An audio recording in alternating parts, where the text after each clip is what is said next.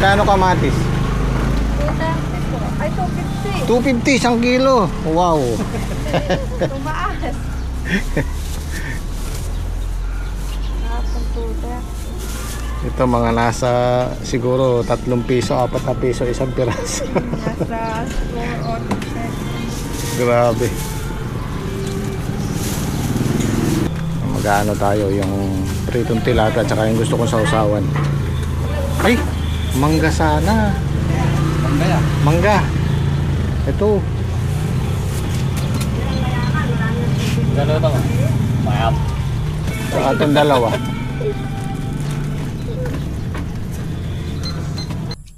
Yan, mula na naman kagabi. Dito, pabor yan. Sa sinasalang natin kay Saldi para maganda yung durog. Ayun, papasukan niya pa ulit ng isang pasada yan ng traktor. Pero dito sa Ampalaya ang kailangan natin dyan yung sikat ng araw. Huwag po kayo mag-alala guys, hindi naman tayo malulugi dyan. Makukuha natin yung punan yan dahil meron tayong hinihintay sa taas. Kahit yung solid na 4 na pitas lang, makukuha natin yung punan dyan. So, hindi tayo maano dyan, hindi tayo malulugi dyan. Kaya lang hindi ganun kagaya ng dati na maganda yung kinita. Tapos dito siguro magtatayo kami henyo ng tutuloy namin pagtayo ng Bukawi mamayang hapon para pag nakompleto na pwede na tayo magbabad ng buto. Susubukan ko yung ibang variety. Mag-adjust tayo ng pagitan. Siguro almost 1 meter ang pagitan natin sa kada hill. Hindi tayo makapag-grass cutter, basa na naman. Marami tayong inaabangan sa taas. Ayan. Maganda na yung mga bunga sa taas.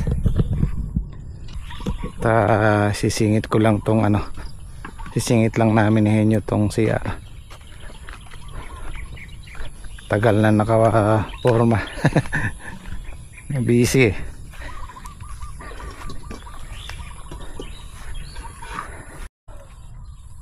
Kahit yung kalabasa namin na nilaw, pero marami naman siyang bunga. Ayan o.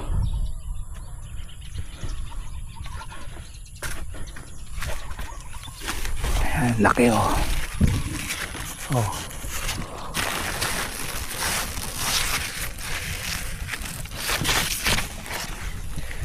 So yung pakwan namin dito sigurado nauulanan talaki man yan, siguro matabang pantag araw yan parang ang palaya din. Almusal natin itlog at tuyo tsaka sinangag. Marami tayong tira-tirang kanin.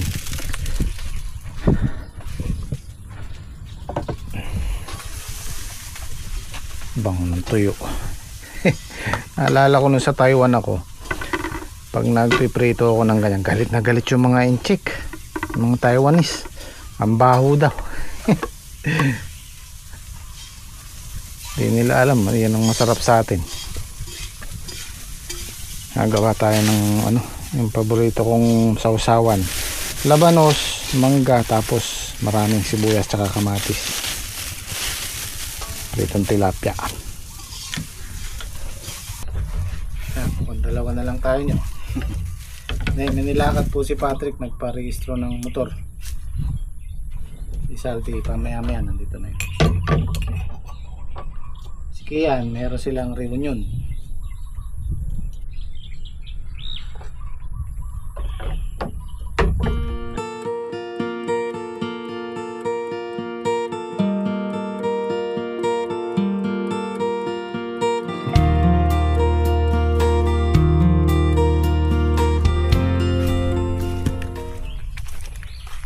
Limlim na naman maghapon. Yan, pinalitan ko yung Bukawi. Gagawin nating good lumber.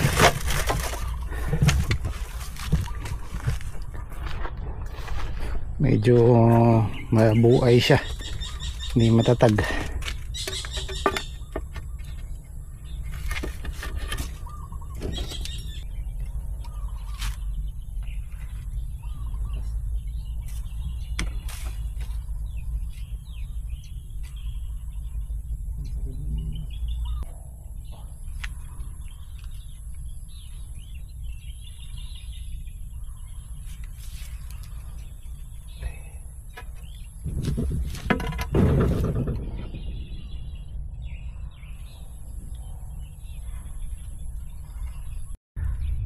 Kulang tayo ng siguro mga 2 piraso pang 2x10. Kailangan 3 yung kilo natin eh. Okay.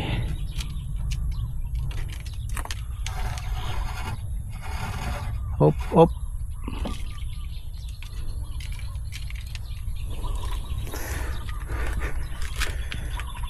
Makabili na lang ulit, kompleto. Ilagay na lang natin itong mga ano nyo, lalagyan ng dingding sa taas. Ayan.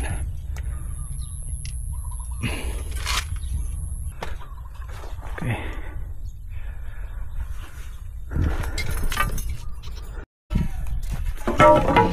Dugtongin natin yan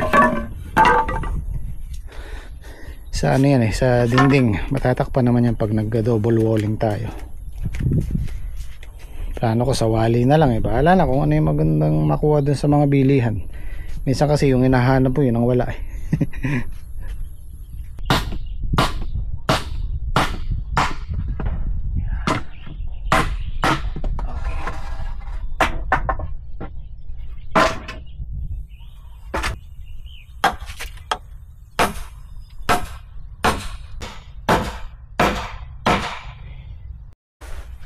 Okay na yan. Nyo, lagyan natin ng ano to, langis. Kaanayin yan. Abusan muna. At least naka ano na. Okay na yan. Final na yan.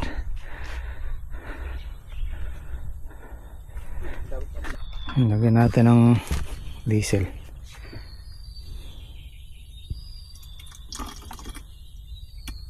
Oop. Yan, pati yung ilalim sa gilid. Yan. Mas matibay ito kaysa dun sa ganto. Mabuhay ito eh. Pag ginanon mo, mauga. Lalo pag nagkadingding yan eh. Lalo na dito pagka January, February, malakas ang hangin. Baka mamaya eh, nakaupo ka, biglang tangay ng hangin. Ikakawit natin yan sa bakal para secure.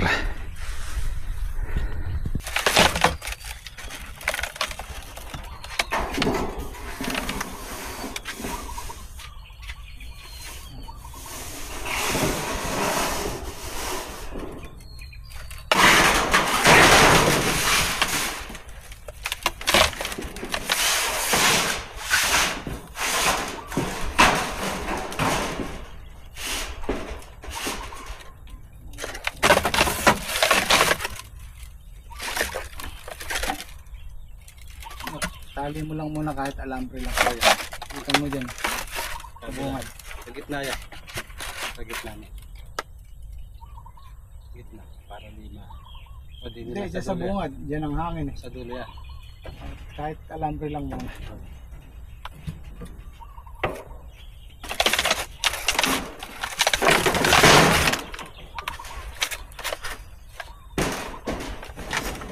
Tingnan muna tayo ng pandingding.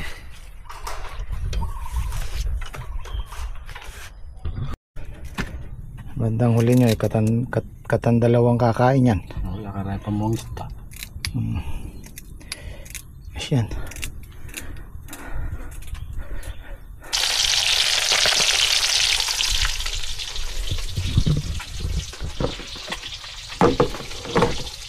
Isaw-sawan natin.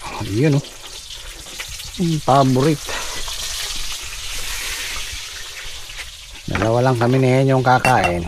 May asin na to nyo? So, na. Sarap sana yun kung may bagong alamang. Ayan po tayo.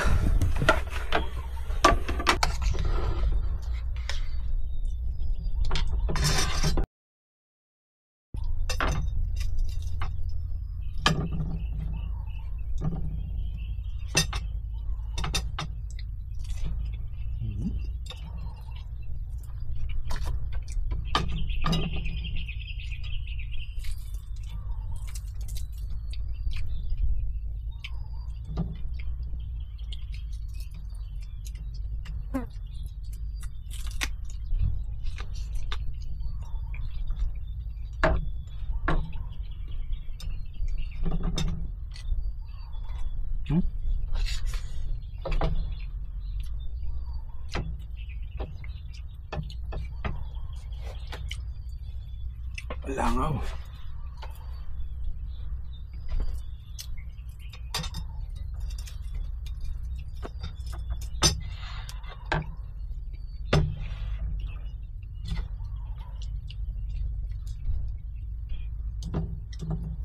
Sarap ng mangga.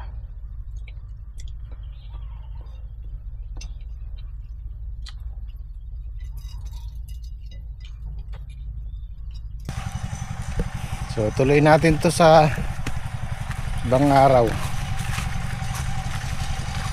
Bibili muna ako ng sawali o kung ano maganda o kung ano yung available, pandingding. Kailangan makapagana na tayo dito, makapagtanim na para may kasunod.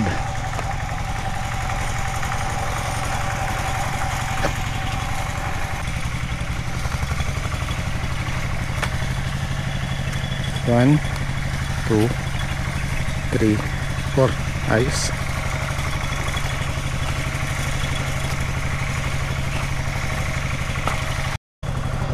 Ayan, ganyan ka-importante yung pagbungkal ng lupa bago tayo magtanim. Ayun, no? Tumubo yung mga patolang, gaganda.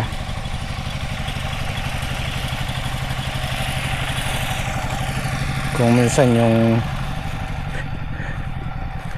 hindi sinasadyang itanim, yan pa yung maganda yun.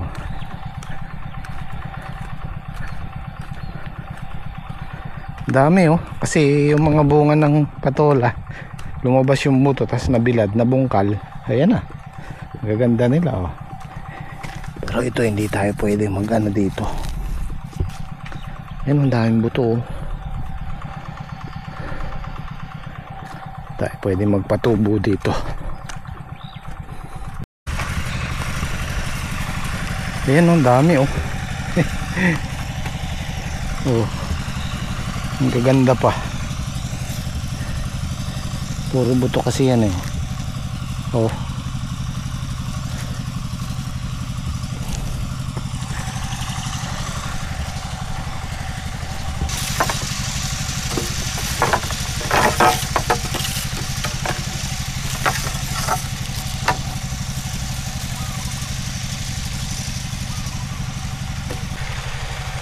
napeke ako dito sa nabili kong huling plastic na rupok, napupunit.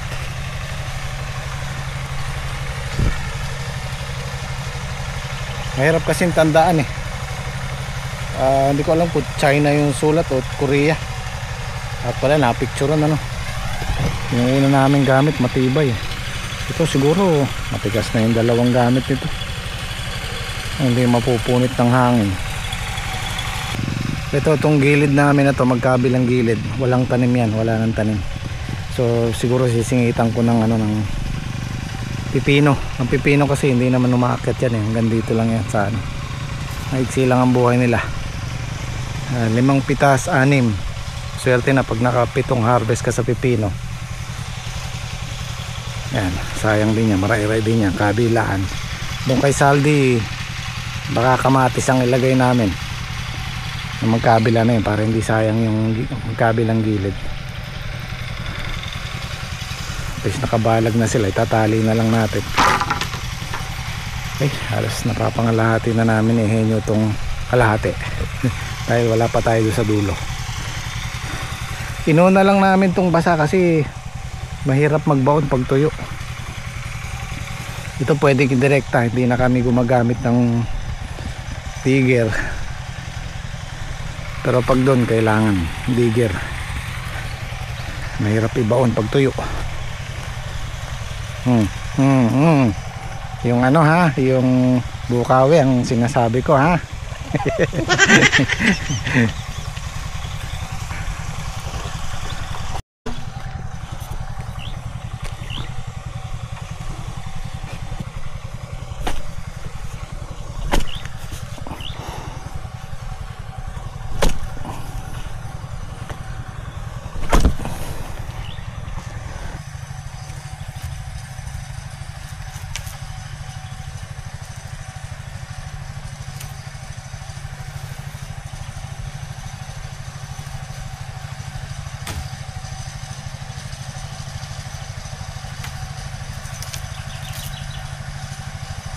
Naglalagay kami ng tali pansamantala para ito yung gawin naming guide para diretso yung ano natin bukawi, kasi mahirap yung balubalok pag naglagay tayo ng bubong, merong maluwag, merong masikip, so kailangan pantay siya.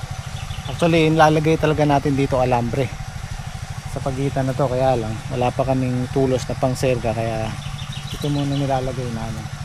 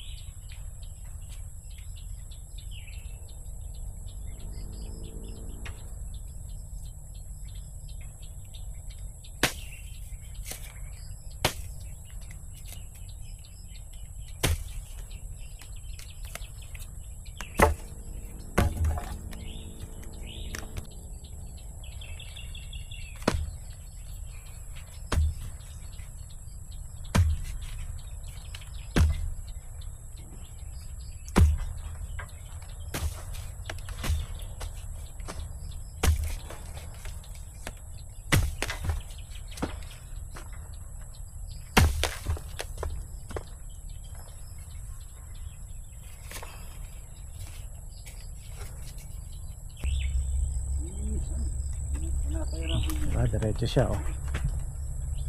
Kasi pagka naglagay tayo ng bubong dyan, pag liko-liko yan hindi natin maididiretso yung lalagay natin ganito, one ply. Kaya paka-importante din ng sukat. Yan. Pag tinignan mo dito yan diretso, pag dito ka tumingin diretso din yan, pag ganyan pansinin nyo. Ayan, diretso din yan. Meron lang ano, yung mga dating bukawi. Hindi pa namin naalis. Aalisin namin yan kasi makakabala tayo pagka trabaho sa loob eh. Nandito sila sa gitna. Okay. Palabang kami ni Henyo. Okay na yung kay Saldi oh, ganda. Ganda ng durog oh. Tama-tama kasi naulan ng kahapon. Tapos kaninang madaling araw umulan din. Oh, ganda ng durog. Tapos okay na yan. Aanuhin na lang ni Saldi. Suyod. Para mas pino. Pero bukas na siguro. Gabi na. Maikasa lang yung makina. Oh. Maganda durong nito de. Napagbigyan ng ano pagkakataon Oo. Pag nasuyod pa yan, ganda niyan.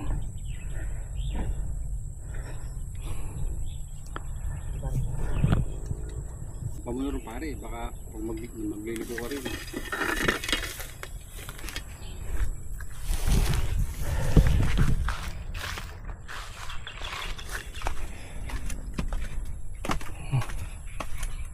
Dilim-dilim na.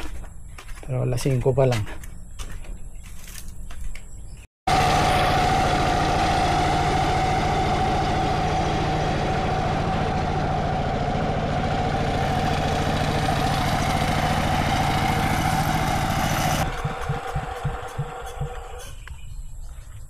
Sayang nga, humirit pa si Salde. Sayang nga naman yung isang ikot.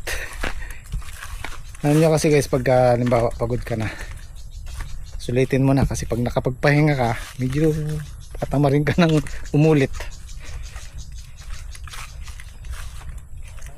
Saka sayang nga naman yung yung ganyang oras, hindi pa ganun kainit. Kaya hanggat kaya magtrabaho, sige bira. Kinabukasan panibagong trabaho na naman, lulusong ka dito isang oras, nandyan na yung araw, sikat na, mainit na. So kung di man tayo bukas makapag grass cutter o sa Makalawa, baka Sabado pala bukas. Bilis lang yan, maghapon lang yan, pagka 3 bumira dyan. Yung mga ganyan damo malambot lang. Yan kasi hindi natin pwedeng isagad sa ilalim. Andyan na yung ugat ng ampalaya. Kumbaga puputulin lang natin yan.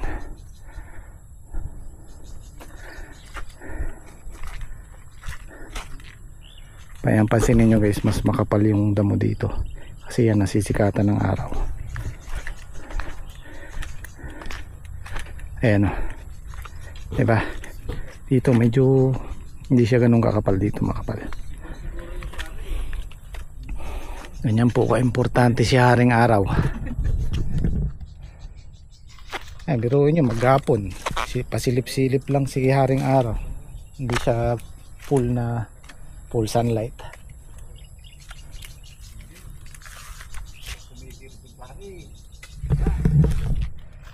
Okay, bukas naman merienda kayo, yung oo sige,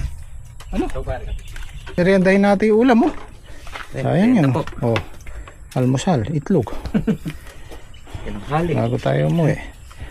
Dahil pangkanin saka mo birahin ng kape ayos.